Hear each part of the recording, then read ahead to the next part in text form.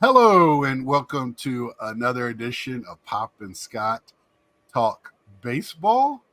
Um, another weekend, playoffs. My baseball friends, all of them are getting tense. Even the Philly fans, we've been talking about that. Uh, my Yankee friends, a lot of doomsday prepping, almost like you're waiting for the worst to happen. Um, and I was like, just everybody settle down. It's all about making the playoffs, not how you get there. It's the end. And So once you get in, then there's no telling.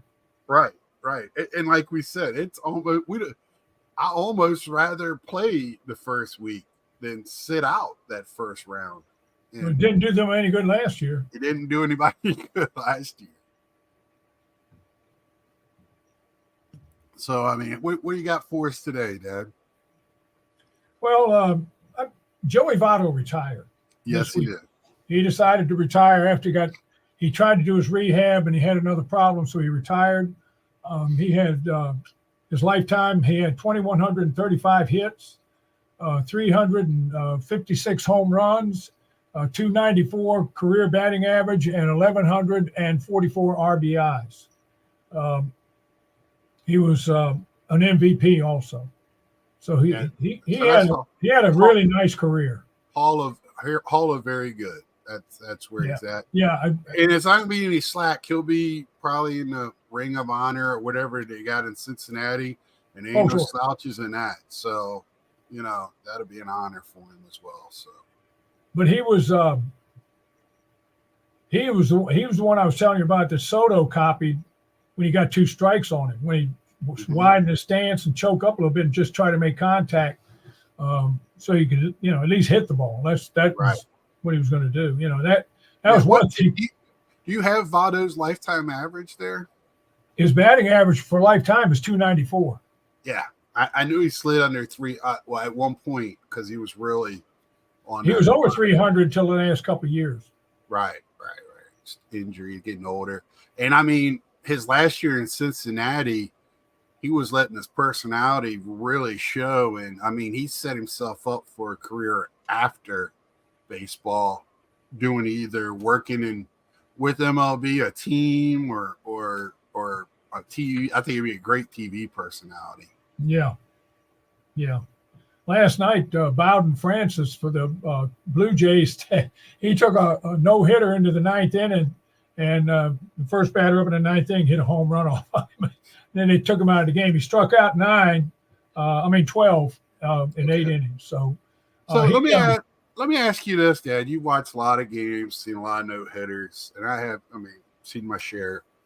So is a no hitter bigger to you when it's like a double digit strikeout game, or just a no hitter's a no a no hitter? hitter's a no hitter. Okay, because I've heard that discussion before. I mean, look, the big deal is strikeouts. Okay, gee whiz. Well, I saw when let's see, I've seen pitchers strike out 10, 12 people and not pitch a no hitter. Right. I've seen pitchers pitch two or three, give up maybe one or two walks, Well, when strike Clemens, out five people and pitch a no hitter. what did Clemens have 20 strikeouts? Yes. That wasn't a no hitter. No. Scherzer did the same thing. He Right. struck out 20 and he didn't get the no hitter. Right. And then he did get a no hitter and he didn't strike out 20. He did Right. strike out quite a few, but I mean, to me, if a pitcher gives up fewer strikeouts and still pitches a no hitter, to me, that's a bigger accomplishment because there's more things that can go wrong when the ball is hit. Right. That means people are making defensive plays behind you. Yeah. It's not just you and the catcher. Yeah. So, I mean, I saw one of Koufax's no hitters. I saw one of Nolan Ryan's no hitters. They had a lot of strikeouts. Yeah. I saw quite a few of Nolan Ryan's, and he always had quite a few strikeouts. But you always got to have one or two plays in a game to save. Oh, it's outstanding. And it's always like that. When Scherzer threw his with Washington, that guy made that tremendous catch out in left field, right? In that game to save that one. That wasn't Scherzer. That was what was his name?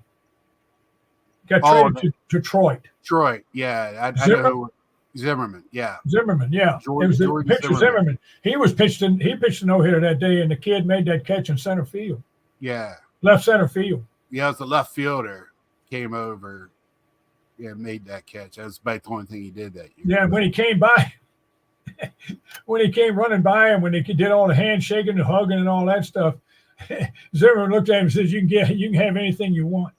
Right. Yeah, I mean that's. I've been meaning to ask you that question, and now that we were just talking about that, it popped up because I heard that discussion. And at first, I thought it was absurd, but it made good points. Is it more meaningful if the pitcher has more strikeouts or whatever? And I'm like you. When they put it down, it goes into the box score and all that. How many strikeouts? But at the end of the day, they're going to say, he had a no-hitter. His part of his uniform or whatever he threw that no-hitter with is in the Hall of Fame. It doesn't say how many strikeouts, how many great plays. And it's a win. And it's a win, yeah. I mean, it's like the idiotic, that ball was 147 miles an hour off the bat, exit velocity. Who gives a crap? I mean, the ball, if it goes into the stands, I don't care what it is. It's still a home run. I love when they measure it, and it was like a ground ball. A guy hits a ground ball a second. Oh, that was 105 miles an hour. I can describe you in 2 words: moron. And then,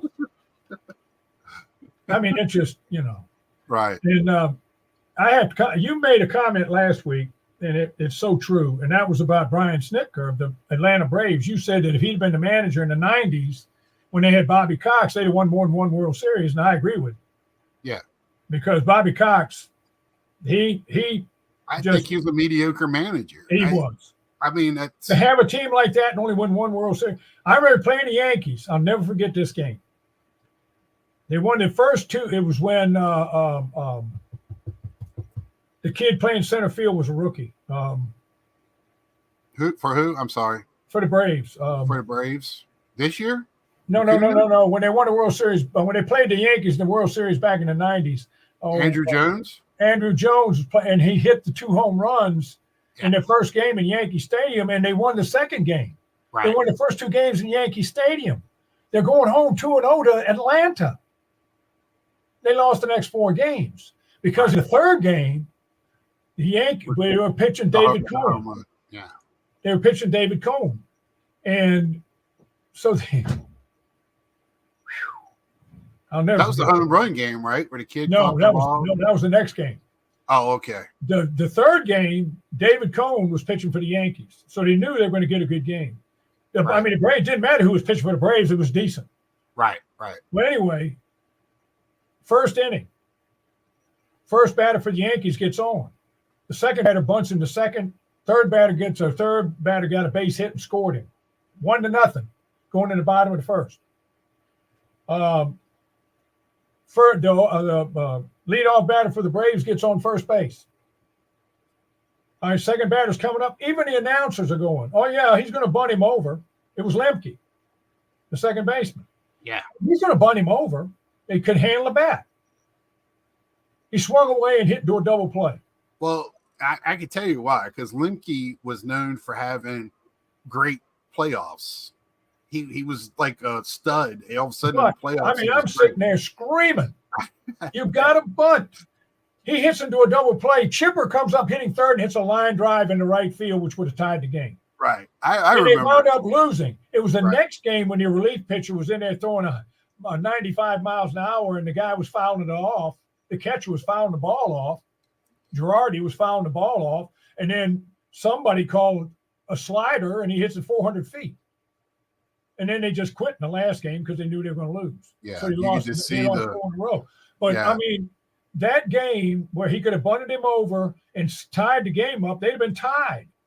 Mm-hmm. And who knows what would have happened then. Right. But, I mean, they never came back from that. And that was another one of those brilliant moves by Bobby Cox. I mean, the most overrated manager in the history of the sport, in my opinion. I mean, I watched all those Braves games in the '90s. I couldn't believe some of the stuff. You've told the greatest, story of Casey Stengels managing. He was the greatest manager in New York And then also he was the worst manager in New York. Yeah. From the Yankees to the Mets. Yeah, so because Warren Spahn pitched for him for the Brooklyn Braves when he was a rookie. Right. And then he pitched for him in his last year with the Mets when the Mets had their worst record in baseball. Right. And Warren Spahn said, "Yep, I pitched for Casey before and after he was a genius." Right. Because then he was with the Yankees, and all he had to do was hand in the lineup card and go to sleep. Yeah, yeah. But I mean, it's timing's everything with some of that stuff. Timing is everything, and a manager is only as good as the players he's got to, or a coach. Right. Yeah. Or a coach. Right. I mean, everybody's blasting. I'm talking about the NFL for a second. Bill Belichick, because he never won anything when he didn't have Tom Brady. Oh, but Andy Reid is the greatest manager that ever lived. Coach, yeah. I mean, the greatest professional coach that ever lived. If he's the greatest coach that ever lived, how many Super Bowls has he won without Patrick Mahomes? Right. 0. So don't tell me because Belichick is 0 Super Bowls without Tom Brady, he's awful, and Andy Reid is 0 without Mahomes, that he's the greatest coach in the world. It doesn't work that way, guys. It doesn't work that way. If you got the horse, you can pull the wagon. That's all that is. All right. Back to baseball. Speaking of the Braves, they've had a real good record in the last week. And Sunday, after you and I talked, Austin Riley has a broken hand. Hit by a pitch, he's out 6 to 8 weeks. Now they've lost the third baseman. They went and got a third baseman that San Diego cut and signed him. And he's playing third base. And they're still winning. If Brian Snitker's not manager of the year in the National League, they shouldn't even have the award. Right. I mean, I know other managers are doing a good job, but this is ridiculous. Right. The manager of the Mets is doing a good job. But this guy, with all the injuries they got, I mean, it's unreal. So he's out for. That's the year. I mean, he might be back for the playoffs. So. And then Ketel Marte of Arizona, he's on the IL with a messed up ankle. He tried to play through it, but he couldn't play through it. That's a big loss for them. He's been really good this last. He has that. He's a terrific second baseman. Yeah, and he's living up to his name. He was when he came up with the Mariners, he was supposed to be the guy. And he's finally, I mean, he's always been decent, but never lived up to his name. What they were calling him in the last 2 years, he's been more than he just plays in Arizona, so nobody knows. Yeah, exactly. And Candelario of the Cincinnati Reds is out with a toe, so he's on injured reserve also. And I just brought these up because these are the teams that are trying to get back into playoff contention. Right. Oh, and the Orioles lost another pitcher, ladies and gentlemen. Zach Eflin went out with a bad shoulder. They just traded for him. He's out with a bad shoulder. He's on IR. Oh, so when did let's stop. We talked about this before. So when do you start looking at Baltimore's pitching program or whatever they're doing there and start going, is there an issue there? Because this goes way back in Baltimore's history with pitchers. I mean, there's got to be something there. It's got to be something there. I mean, the same thing with the Dodgers. Every year you got a million people go on the IR of your pitching staff. Yeah, and then they'll be with Baltimore and they go somewhere else and they're a great pitcher. This is not new with them, and I don't know what's going on there, because a lot of times you'll keep strength and conditioning coaches and stuff like that, even with people changing positions higher up, because I don't need to change my guy that's putting the weights on and off the barbells. But I don't know what's going on there with that. I just feels like something's wrong. And the other pitcher they traded for, Trevor Rogers, they sent him down because he couldn't get anybody out. He couldn't throw a strike. Right. So they sent him down. They called up Colin Shelby, an infielder, pitcher, and an infielder, Olivia Soto from Norfolk. Maybe Soto can throw a few innings on the backside. Well, I mean, here they didn't want to give up any of their top flight prospects, which they've got about 3,000 of. They didn't want to give up any of them for a starter or reliever. Well, gee, guess what's happening, folks? You got the two guys from Philadelphia in the bullpen, and one guy hardly pitches anymore because he can't throw a strike. And the other one did have a save. He got a save the other night, but the night before he gave up a save. He blew a save. Sir Anthony. And I mean, they decided to play it close to the vest, and this is what you get. You get what you pay for, guys. You get what you pay for. Yeah, when you got a team, you gotta go for it. I mean, you only got one thing in the major leagues, and especially Baltimore today, you only have a small window of success. Exactly. And you got to strike when the iron's hot. And, what are you going to do? Go, oh, we're going to play for next year? I know they're good, and they still have a chance. It's not like we're throwing them out with the dishwater. But, I mean, they're going to make the playoffs. We know at the playoffs you got to have two pitchers in a rainout. So that hopefully they can have two pitchers by then. I don't know who the two are, but hopefully they're ready. And their bullpen's not up to specs either. So it's going to be – they're going to have to outscore teams in the playoffs. And Louis Gill – ask Philadelphia how that works. Exactly. Louis Gill for the Yankees, starting pitcher, he went out. He's on IR with a back strain. They got Dela Cruz back. He played yesterday. They were talking about him being out for the year, but he came back. So maybe his injury obviously wasn't as bad as they thought it was. He played yesterday. He didn't even do a rehab game. So he came back. Let's see what else we got here.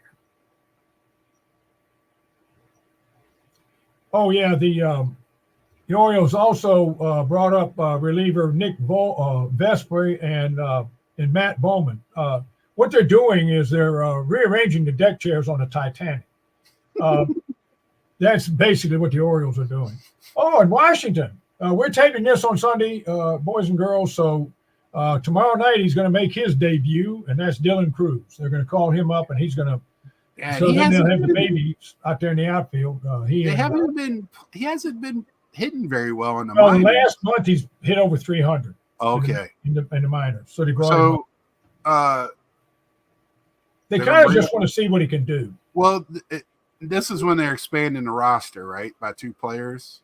I think so. Yeah, September 1st. Yeah. So that he's coming up with that, and that's I saw when it came across. I thought it was a big deal. Some of my friends didn't react to it the way I did. I thought it was a big deal. So he's supposed to be playing Monday night, right? You said? Well, he's going to be on the team Monday night, and they're thinking he's going to make his debut. Yeah, usually when they come off their first game, they go ahead and put them out. Yeah, they go ahead and put him out there just like he did Wood. Yeah. Wood is doing very well. He's one of the few, he's one of the few Washington Nationals that's doing really well. I'm telling you. Well, I think they got a good core. I still believe that up the middle they're very good. Well, the center fielder made a catch the other night that they said on MLB that most center fielders would have had to dive for, and he made it look easy. He's so fast. Right. And I believe that they got a good core. I just hope they got, they make some good moves in the future to build on. I think they got 2 good pitchers. They just got to develop them. Yeah. So I think they got a bright future. And they benched their shortstop because he wasn't hitting really well, but he made some errors. He's not a shortstop. They put this other kid at short, son. I can't remember his name. I watched the game when he was playing. I thought I was watching Omar Vizquel. All right. Armed like a cannon. What a shortstop. It was unbelievable. I think he's going to end up in the outfield. But he couldn't hit. The kid didn't hit. So they let the shortstop come in and pinch hit for him in the 9th inning, and in the 10th inning, in the bottom of the 9th inning, he pinch hits in the top of the 9th. He comes in at shortstop in the bottom of the 9th and throws the ball in the dirt at first base, and the winning run scored. Made another error. Yeah, they need to develop him in the outfield. He's another Tatis. Yeah. And Seattle fired Scott Service, their manager, and they fired their hitting coach. And Dan Wilson, who was working in their front office, who played for I remember a few Dan years. Wilson. He played for a few years with Seattle. He's taken over as the interim manager. They lost yesterday, and their record is 500 now. It's the Chargers. Anyway. Cincinnati. Dela Cruz, my man. Ellie Dela Cruz, he has 20 home runs, and he's in the 20 home runs, 60 stolen base club. That kid can fly. If he can just get on base a little bit more, he'll get 100 in a year. Oh, yeah, another injury that might Cleveland, who's been struggling a little lately, their starting pitcher, Sean Hentges, he went out with a shoulder, so he's going to be out for a while. Shohei Ohtani. I was going to ask you about him tonight, but go ahead. Shohei Ohtani, he might be a DH. Well, first of all, he threw off the mound yesterday, but he's not going to pitch till next year. He said no, he's not going to pitch till next year, but he threw off the mound. But Lindor hit 2 home runs yesterday. The guy is playing out of his mind. Lindor is, offensively and defensively. Yeah. And it's hard for me to give a DH the most valuable player and not a position player who's playing defense in the field. Yeah. But I'm going to tell you, Shohei Ohtani, he's the 6th person to have 40 home runs and 40 steals in a season.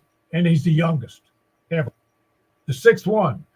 The other 5, Bonds, A-Rod, Alfonso Soriano, Canseco, and Ron Acuna Jr. 3 of them are juicers. 3 of them are juicers, so they had help. And 2 of them, Soriano and Acuna, ain't too shabby. Here's my question for you. Can he get 50-50? Well, they're talking about him, mate. That's the question. He's got plenty of time. They're talking about him. He's 40. He hit 41. He hit his 41st home run last night. They lost, but he hit his first home run. Right. So he's got 41 home runs and 40 steals. They're talking 50-50, maybe 60-60. Yeah, I don't know if he'll get 60-60. I think that's a little out of range, but 50-50 is I will be. And I mean, I'm with you on MVP. Even though it's probably a very good shot, he'll get it. Well, I mean, you can't deny his hitting statistics. I won't be mad. I just feel like if somebody is on his level playing the field and hitting, not even on his level, a little below his hitting, but playing the field, how do they're doing it all. Because that's why I don't think the pitcher should get MVP. That's what the Cy Young is for. I agree. He gets the Cy Young. Right. Yeah. And I mean, I know he's just hitting because he can't, because of his arm. But I mean, if he comes back next year, does the same thing hitting and gets like 16 wins, don't just get him MVP, give him the greatest player ever. Wilson Contreras got another broken hand. That dude has the worst luck. They were playing. Wait a minute. Is that the Contreras with the Cardinals? I get them backwards. Yeah. Okay. The other ones was Milwaukee. Yeah. But anyway, they were playing the Twins, and the pitcher for the Twins was an excellent pitcher, but threw a fastball, 98-mile-an-hour fastball inside, and hit him on the finger and broke his finger. Yeah, that kid has the worst luck. Yeah, they said he's had terrible luck. So we talked about Ohtani. The standings and the wild card, especially, that's starting to play itself. That's starting to sort itself out. Mm-hmm. One of the problems is that there's still 12 teams with losing records, but there's 2 teams with 500 records. So you have a lot of mediocre and bad teams, and they're not going to threaten. They're too far Right. back, and they're not going to threaten because I don't see. I mean, yesterday, um, um, the Giants. Oh gosh, now here again, I can't remember her name. The pitcher they got, the guy that won the Cy Young for San Diego or somebody. They got him San Diego. Snell. Blake Snell. He had 7 walks and walked 5 in 1 inning. Couldn't throw the ball over the plate. So the Giants are going to be a threat? Nope. Right. Well, that's why they were sellers this year. They knew that. Well, I mean, it's just not going to happen. And let's see. The standings. And the other thing is, I was watching baseball yesterday and a little bit of the golf and that. I didn't tune in on the Little League World Series, so I'm not sure who's in the finals. I think it's probably Taiwan and Texas. Texas has played 18 games this summer and hadn't lost yet. They're undefeated for the whole summer. The game's over with now, right? Didn't they? Who won? I thought I don't know. I just thought about it because I think the American team won. I can't remember who was it. Well, it was Texas. All right. I'm sure it was Texas. The standings in the American League. Because I just want to throw this out there. They were doing post-game like interviews with the teams like it was a professional game. Oh yeah, they did that the whole World Series. I was like, "Are you kidding me?" Because they were asking. I guess one of the kids that for the team that won, he ran up and hugged his mom. Happy as all get out. And he was like, yeah, we won the championship. I went and hugged my mom. Yeah. Well, I mean, and if it was Texas, they went 18-0 or 19-0 for the summer. They didn't lose a game. That All-Star team. The Yankees are leading the Orioles by a half game. If the Yankees had a closer, they'd be up by 10. Right. They don't have a closer either. Oh, and that's the other thing. The other night when Sir Anthony blew that save at the end of the game, they do the press conference with the manager. And both the Orioles and the Nationals after the game, they show the press conference. Well, I very rarely watch that, but I wanted to watch it that night. I wanted because they blew another lead. And he said, somebody asked him, well, I mean, who is your regular closer now? And he said, I don't have a regular closer. And that was the end of the question. So he doesn't have one. Right. They didn't go get him one. No. All right. And he's a great manager. I really like him. I like the Orioles. Man. Yeah, but if they don't win something, they're going to blame him. I know, but because the manager always blames. Well, I like the Mets manager this year too. So. All right. And I didn't mention the Red Sox because they're 68 games back. They went 3-10. Right. Reality set in. Yeah, they were playing way above themselves. Boston and Pittsburgh started playing like Boston and Pittsburgh. Yeah. And the Central, Cleveland, who has been losing lately because they're playing like Cleveland now. They scored 100 runs last night, hit about 7 or 8 home runs, but they hadn't scored anything in a week and have a losing record. They're only 2 games up on both Minnesota and Kansas City.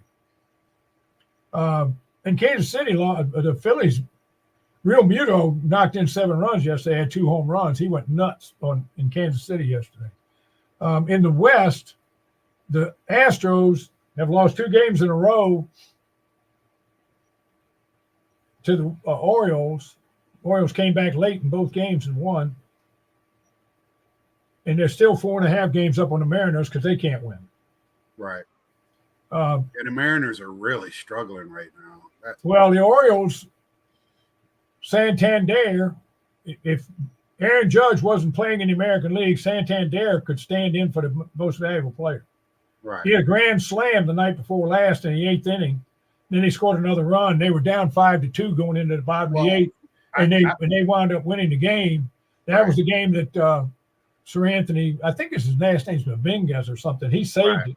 And he saved it, and he blew the one the night before. Yeah, it is Dominguez. But so Santander, I feel like, is their most consistent player. He is. He's their most valuable player. Right. last year when he got hurt, you could really tell they were hurting last year when he got hurt. And when he came back, they played ball again. And I think he's the most – they need to keep him. And he's – I think this is his walk year, right? Ain't his contract up? Yes, his contract's up this year. And he's in his 30s, so he's one of the older players on the team. Yeah, he's been around for a little bit, but still – And anyway, this is the other thing. I'm sorry I'm moving around, folks, but my back's gotten a lot worse this week, and I even got a call into my orthopedic guy for my back. And you guys know about this, about doctors. And the earliest we can see you was October 28th. I might not be walking by then, but anyway.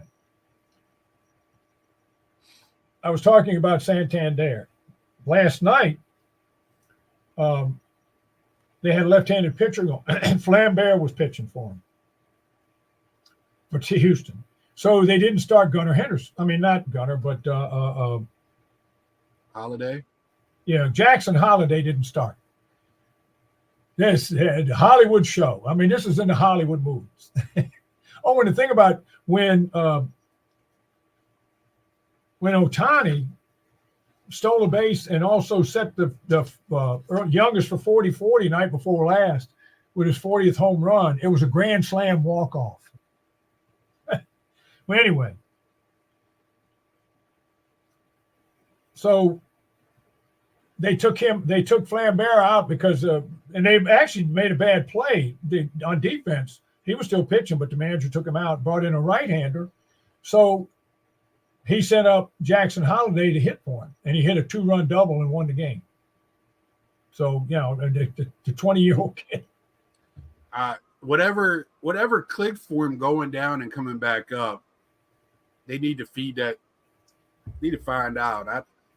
I don't know. Maybe it was his pedigree, his dad helped. I don't know. Well, before I leave the American League and get to the National League and the wild card, I think people are going to think I'm crazy. But Judge has 49 home runs now. He'd hit 3 in a row or something. He lost yesterday. They lost yesterday. Colorado. They just annihilated him. But he's got 49 home runs. In my 78 years on this planet, 70 or 72 or 3 of them been listening to him on radio or watching him on TV or in person. In my lifetime, he's in the top 5 sluggers, and maybe forever. He's up there with Ruth and Gehrig.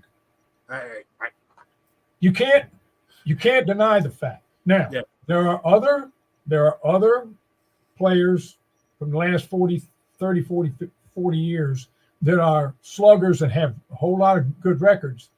But Aaron Judge, as far as I know, it hasn't juiced. So I discount them. I just do it. He's one of the top 5 sluggers of all time. I mean, he is awesome. Now, Ohtani might be. He's working his way up there. But he's not Judge. Judge is just phenomenal. The guy is just plain phenomenal. Yeah, he's another level. Yeah. Yeah, another level. All right. I feel like watching him because I got asked this question Friday night while I was at the ball field. So we were talking about baseball. I was asked a question, and then I'm going to give my opinion. And they're like, wow, we started talking about baseball and all the teams. And one guy goes, so you don't like the Yankees? And I went, no. And I go, but I'm not an idiot. I will stop to watch Aaron Judge hit.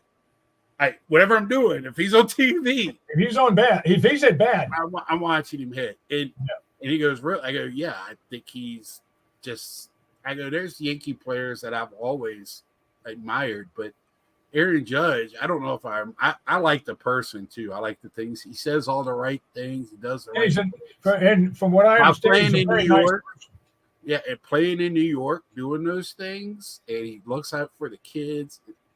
He is just incredible, almost too good to be true type of person. And unlike the left-handed batters that play for the Yankees and hit to the short porch, yes, he he bats right-handed, has to hit it to the bigger part of the ball. But when he hits it, it's a different thing. Well, I mean, it'd go out of the Grand Canyon. Right. He's one of those guys. It's a different sound. It's a different look. It looks like he's playing with a bouncy ball instead of a baseball. It just, he's just that guy. And yeah, I just want to throw that out there since we're talking about Judge. Well, looking at the National League, the Philadelphia Phillies are up by 5 on Atlanta. Atlanta's gotten it back to 5. The Mets are 7.5 back. So we're back to 5. Maybe the Phillies should be a little nervous. I mean, that's a game. You're talking about a game a week. It's doable. Yeah. In the Central, the Milwaukee Brewers were 8-2 in their last 10 games. And so was the Cubs.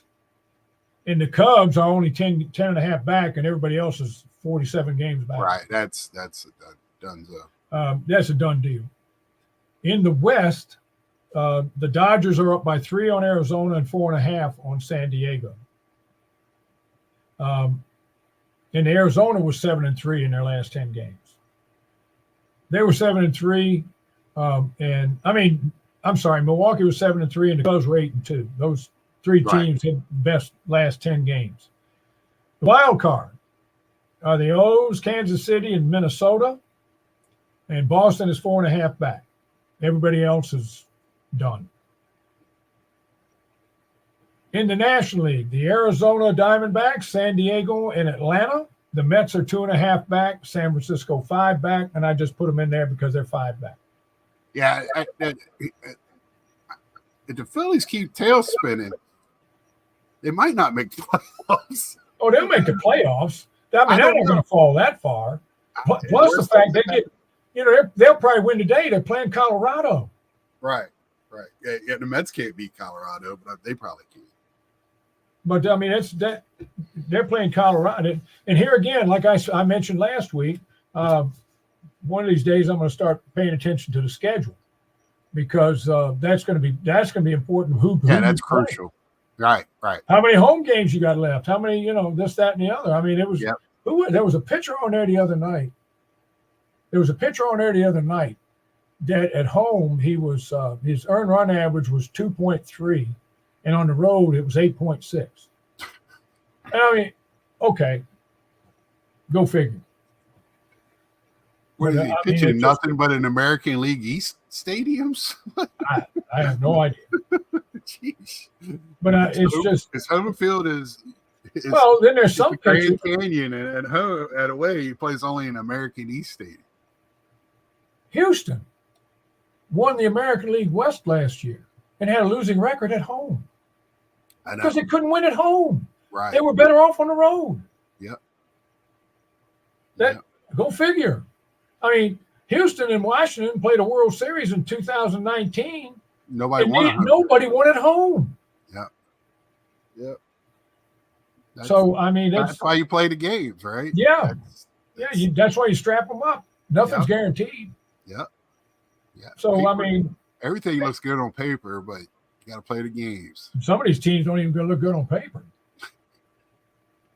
Right. I mean, I felt this one kid that pitches for the White Sox, and thank goodness I'm old and can't remember his name.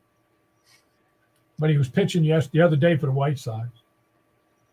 And I watched the highlights, and they came on there and they said, this young man, the last 16 times he's pitched, the White Sox have lost.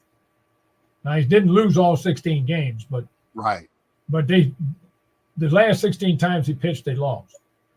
So, I mean. And he probably has an ERA of 2.3 or something. Yeah, who knows? I mean, he probably scored 1 run in the 16 games. Right.